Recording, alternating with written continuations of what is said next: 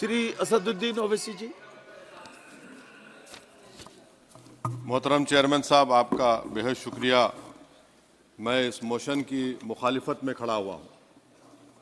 Sir, मैं शुरुआत में हबीब जालिब का एक शेर पढ़ना चाहता हूँ। आप उर्दू जानते हैं और लॉ मिनिस्टर भी उर्दू जानते हैं।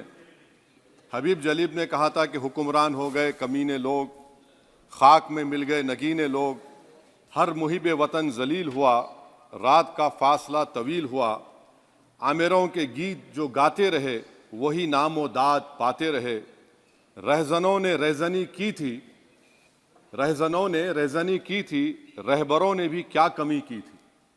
सर, मैं अभी सुन रहा था हमारे शिंदे ग्रुप के शिवसेना के पार्टी लीडर अपनी तकरीर कह रहे थे।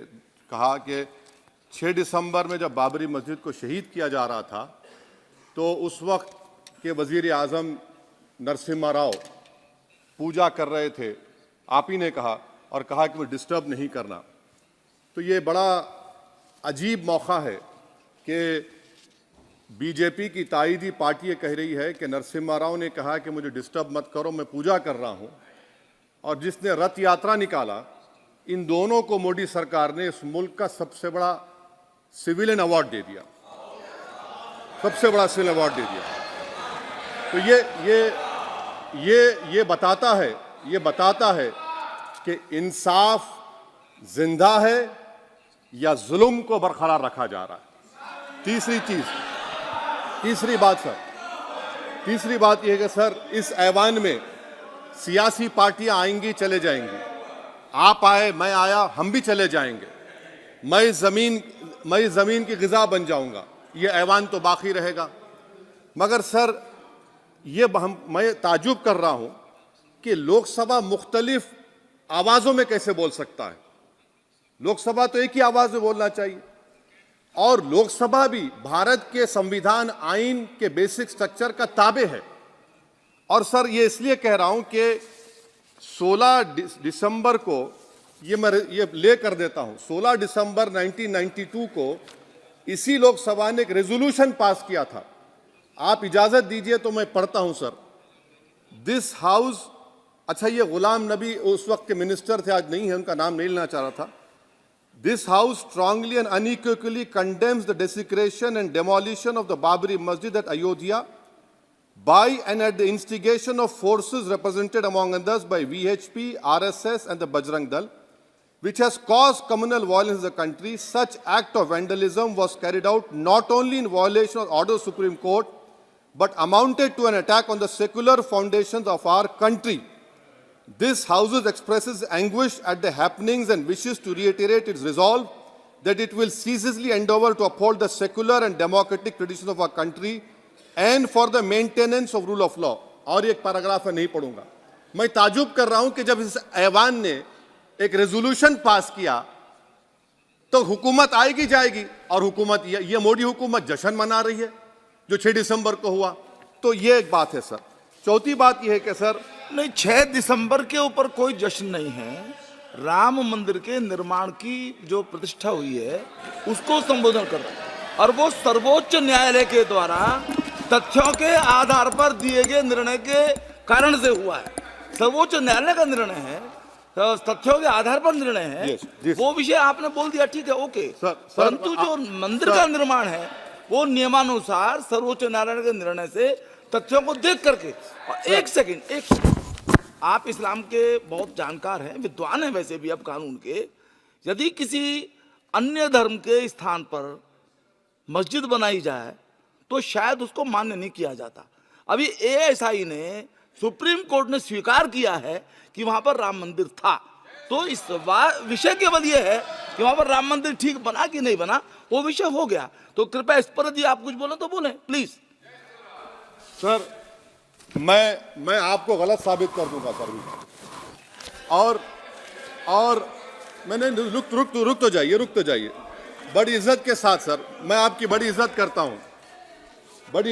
हूं सर। आपको मैं कोट कर रहा हूं सुप्रीम कोर्ट का जजमेंट, पैराग्राफ 1222 रोमन 17, उसमें लिखा गया है, the destruction of the mosque took place in breach of the order status को and the assurance given to this court, the destruction of the mosque and obliteration of Islamic structure was an egregious violation of the rule of law. Egregious का मतलब जो छोटी मोटी अंग्रेजियों में आती है वो क्रिमिनल एक्ट कहा।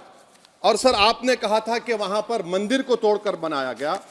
सर मैं आपके सामने ये तमाम चीजें लेकर दूंगा, सुप्रीम कोर्ट के जजमेंट के पैराग्राफ्स हैं जिसमें सुप्रीम कोर्ट ने एएसआई की रिपोर्ट को नकारा। उन्होंने कहा कि मंदिर को तोड़कर मस्जिद नहीं बनाई गई थी। सुप्रीम कोर्ट ने कहा, ये सुप्रीम कोर्ट ने कहा। अब और मैं रख दूंगा, आप पढ़ लीजिए, आप पढ़ लीजिए। अच्छा सर मैं अपनी तकरीर पर आ जाता हूं, मैं अपनी तकरीर पर आ जाता हूं सर। तो मैं अपनी बात कर देता हूं सर।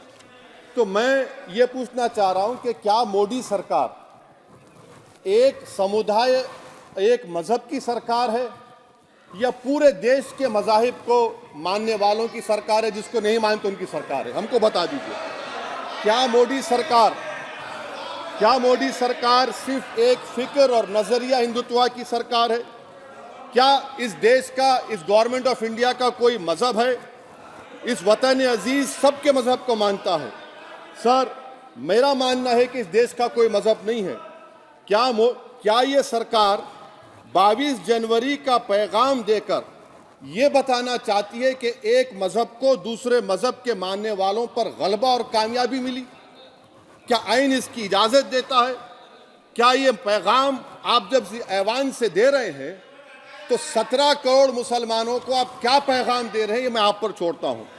सर 49 में धोखा हुआ, 86 में धोखा हुआ, 92 में धोखा हुआ, 2019 और 22 में भी इस ऐवान के जरिए हमको धोखा दिया जा रहा है। और अफसोस के साथ कहना पड़ता है सर कि मुस्लिम अक़लियत को हमेशा ये कहा गया कि तुमको भारत के शहरी बरकरार रहने के लिए एक बहुत बड़ी कीमत तुमको चुकानी पड़ेगी, और हम पर इल्जाम लगा दिया गया। सर क्या मैं बाबर का स्पोक्स पर्सन हूं? क्या मैं जिना का स्पोक्स पर्सन हूं? क्या मैं औरंगजेब का स्पोक्स पर्सन हूं? बताइए सर, आखिर मैं कहां तक आप मुझे लेकर जाएंगे? दूसरी बात यह है सर, दूसरी बात यह है कि फिर 6 दिसंबर के बाद देश में फसाद हुआ, नौजवानों को टाडा में डाला गया जो बूढ़े होकर निकले। यकीनन आपकी सरकार नहीं थी, आपकी सरकार नहीं थी। अच्छा बल्कि मैं तो मर्यादा पुरुषोत्तम राम की इज्जत करता हूं,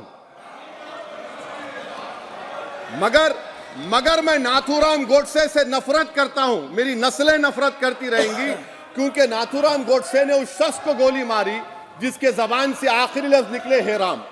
सर छठी बात यह है कि 87 में मलियाना हाशिमपुरा हुआ, 83 में नेल्ली हुआ, 44 में जम्मू में नस्ल कशी हुई, 2022 में हल्दीवानी में कत्ल हुआ।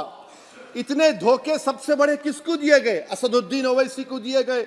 मगर फिर भी मुझसे ही कहा जाता है कि वफादारी को तुम साबित करो अपनी ओवैसी। सर आज भारत के 17 करोड़ मुसलमान अपने आप को अजनबी और एलिनेट महसूस कर रहे हैं। मैं बहुत बड़ी नाइंसाफी होती है, सर ये कोई तारीखी नाइंसाफी को इंसाफ नहीं किया जा रहा है। स्पीकर बल्कि सर, अंग्रेजी में स्पीकर सर केवल एक प्रश्न का जवाब ओवैसी साहब दे दें कि बाबर को वो आक्रमणकारी मानते हैं या नहीं मानते हैं? पुष्पमित्रा संघा को आप क्या मानते हैं? बताओ, पुष्पमित्रा संघा को आप क्या मानते हैं? जम्मू के वो, कश्मीर के वो राजा को क्या मानते हैं जिसके पास एक फौज थी मंदिरों को तोड़ने के लिए? आप क्या मानते हैं? यही तो मैं कह रहा हूं कि निशिकांत दुबे 47 में आजादी मिली, असदुद्दीन ओवैसी से बाबर की बात पूछ रहे हैं। तुम गांधी की बात पूछते, तुम बोस की बात पूछते, तुम जलियांवाला बाग की बात पूछते, तुम काला पानी में जो मुसलमान शहीद हो गए उनकी बात पूछते, मगर बाबर की बात पूछी जाती है। तो सर मैं आपको बता रहा था, खामखा डिस्टर्ब किए सर, मुझे मेरा वक्त ले लिए निशिकांत दुबे। सर मैं आपसे कह रहा था, मोदी हुकूमत ये पैगाम दे रही है भारत के मुसलमानों को कि जान बचाना है या इंसाफ चाहते हो। मैं कह रहा हूं मैं भीख नहीं मांगूंगा, मैं इस नंगी तासुब को कबूल नहीं करूंगा। मैं दूसरे दर्जे के शहरी के मौक़िफ़ को कबूल नहीं करूंगा। मैं अपनी शनाख्त को नहीं मिटने दूंगा। अब मैं झूठी और दिल फरेब बातों पर हरगिज भरोसा नहीं करूंगा। मैं वो काम नहीं करूंगा जो बीजेपी और नाम निहाद सेकुलर पार्टियां चाहती हैं। मैं वो काम करूंगा जो आपको पसंद नहीं है, संविधान के दायरे में रहकर। सर, कंक्लूजन में मैं आपको बताना चाहता हूं कि आज इस देश को किसकी जरूरत है। इस देश को अयोध्या में, तारीख शायद नहीं पढ़ते होंगे, मौलाना अमीर अली कौन थे, पुजारी बाबा रामचरण दास कौन थे, अयोध्या के पुजारी थे। दोनों ने मिलकर अंग्रेजों के खिलाफ जंग लड़ी थी और दोनों ने, अंग्रेजों ने इनको गिरफ्तार किया और एक पेड़ पर मौलाना अमीर अली को और पुजारी रामचरण दास को फांसी दे दी गई। देश को इनकी जरूरत है। देश को शंभू प्रसाद, अचन खां, ये राजा देवी बख्श सिंह के फौज में थे, अंग्रेजों से मुकाबला किया। मुसलमान की लाश को जला दिया गया और शंभू प्रसाद को दफना दिया गया। इस देश को यह जरूरत है। देश को बाबा मोदी की जरूरत नहीं है। आज भारत को अयोध्या के मौलाना अमीर अली और रामचरण दास, अचन खान, शंभू खान की जरूरत है। सर, मैं अभी सुन रहा था ये नाम निहाद सेकुलर पार्टियों के बयानात को।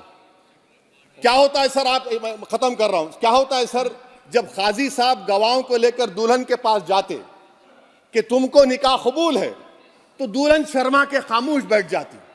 तो इनकी खामोशी रजामंदी की अलामत है। जी जी। तो सर, मैं खत्म करने से पहले ये बताना चाह रहा हूं कि जब वजीर आजम जवाब देंगे तो क्या वो भारत के 140 करोड़ जनता के लिए जवाब देंगे या फिर सिर्फ हिंदुत्व की फिक्र रखने वालों का जवाब, मैं खत्म कर जवाब देंगे। मैं ये देश, दुनिया, मुसलमान देख रहा है। सर, मैं आपको ये भी बताना चाह रहा हूं, आखिर में कंक्लूड कर रहा हूं सर, 1 मिनट चाहिए, 1 मिनट चाहिए सर। सर, मेरा मानना यह है कि आज मैं बहैसियत एक भारत के गयूर मुसलमान के, let me stand as a tall Indian Muslim and say that the light of Indian democracy today is at its dimmest today, sir. Sir, in conclusion, मेरी फिक्र में, मेरा ईमान मुझे कहता है कि जिस जगह पर मस्जिद थी, है और रहेगी, बाबरी मस्जिद है और रहेगी। बाबरी मस्जिद जिंदाबाद, जिंदाबाद, भारत जिंदाबाद, जय हिंद। सबको जोड़ने की बात की जाए वो बेहतर है। जी, श्री बीबी पाटिल जी। अगर आपने हमारे चैनल को अभी तक सब्सक्राइब नहीं किया है तो यहाँ पर रेड कलर का सब्सक्राइब बटन दिख रहा है, उसे क्लिक करें और हमारे चैनल को सब्सक्राइब कीजिए और साथ ही साथ बेल आइकन को भी क्लिक कीजिए, जिससे आपको ताज़ा अपडेट मिलती रहे।